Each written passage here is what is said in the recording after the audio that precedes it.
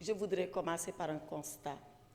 Un constat qui n'est pas agréable, mais qui malheureusement nous renvoie à la réalité de notre législature. Nous avons inauguré cette législature par 2 négations. Il y a moins d'une semaine, nous avons radié un collègue député, en l'occurrence Barthélémy Diaz.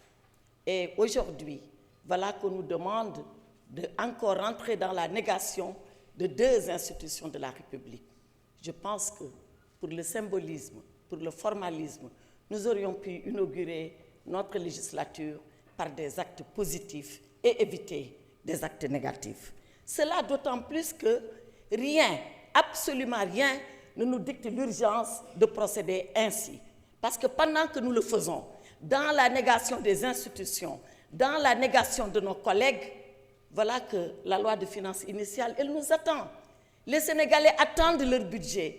Ils attendent de comment ils vont être gouvernés. Ils attendent avec quels moyens ils seront gouvernés. Une loi de finances rectificative également nous attend. Comment avez-vous financé les élections législatives qui n'étaient pas inscrites à la loi de finances initiale de 2024? Voilà les urgences que notre législature avait à régler plutôt que d'entrer dans les négations. Cela était votre choix, nous le respectons, mais nous le déplorons.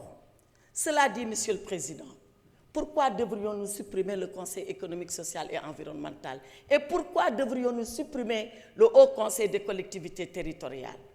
Le Conseil économique, social et environnemental existe depuis 1961. C'est une institution aussi vieille que l'indépendance du Sénégal. Et vous demandez qu'on le supprime. Mais quelle est l'opportunité de le supprimer? On nous dit, et je reprends l'exposé des motifs. L'exposé des motifs qui est d'ailleurs très sommaire dans ses arguments. L'exposé des motifs nous dit, sous ce rapport, le contexte national actuel laisse apparaître le besoin de resserrement de nos institutions. Besoin de resserrement. Il y a des institutions qui sont consubstantielles à l'État. Il y a des institutions qui sont vitales à la démocratie. Il y a des institutions qui sont tout simplement nécessaires pour le dialogue que nous devons avoir, les institutions et les citoyens. C'est le cas du Conseil économique, social et environnemental. Et on l'a dit ici du haut de ce pupitre pour que je ne le répète pas. Je voudrais tout simplement reprendre l'honorable député Tafsir Choy. Qu'est-ce qu'il a raison de dire si le président, si le gouvernement pense que le Conseil économique, social et environnemental n'est pas nécessaire? Qu'a-t-il à recevoir les patrons? Parce que ce sont les patrons d'entreprise, ce sont nos capitaines d'industrie, ce sont les ordres professionnels qui dialoguent ainsi avec la présidence de la République et le gouvernement. Voilà à quoi sert le Conseil économique, social et environnemental. Et dans tous les pays du monde, dans toutes les démocraties du monde, vous retrouverez une telle institution. Le Haut Conseil des collectivités territoriales, qui est la chambre de dialogue, de discussion, de débat et de proposition avec les territoires.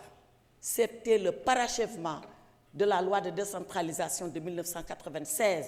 Tantôt on a parlé de Sénat, tantôt on a parlé de Haut Conseil, mais l'institution, elle est nécessaire. Alors, Monsieur le Président, je voudrais interpeller le gouvernement et lui dire que si ces suppressions-là sont nécessaires, qu'ils prennent ici l'engagement devant le peuple sénégalais que jamais ces institutions ne reviendront ici pour qu'on nous demande de voter sous une autre forme. Qu'ils prennent l'engagement solennel et devant le peuple sénégalais. Cela dit, j'entends ceux-là qui ont dit institution budgétivore. J'entends ceux-là qui ont dit ça prend de l'argent. Si seulement le gouvernement, avec la suppression de cela, entend faire des écoles, des hôpitaux, des routes, les Badianougor et tout ce qu'on a dit, le gouvernement n'a qu'à démissionner ici et maintenant. Parce que le propre d'un gouvernement, c'est d'avoir ces institutions et de conduire la politique de développement au profit des Sénégalais. Les deux ensemble et en même temps, comme l'a fait pendant 12 ans le président Macky Sall à la tête de ce Sénégal. Je vous remercie, Monsieur le Président. Merci beaucoup.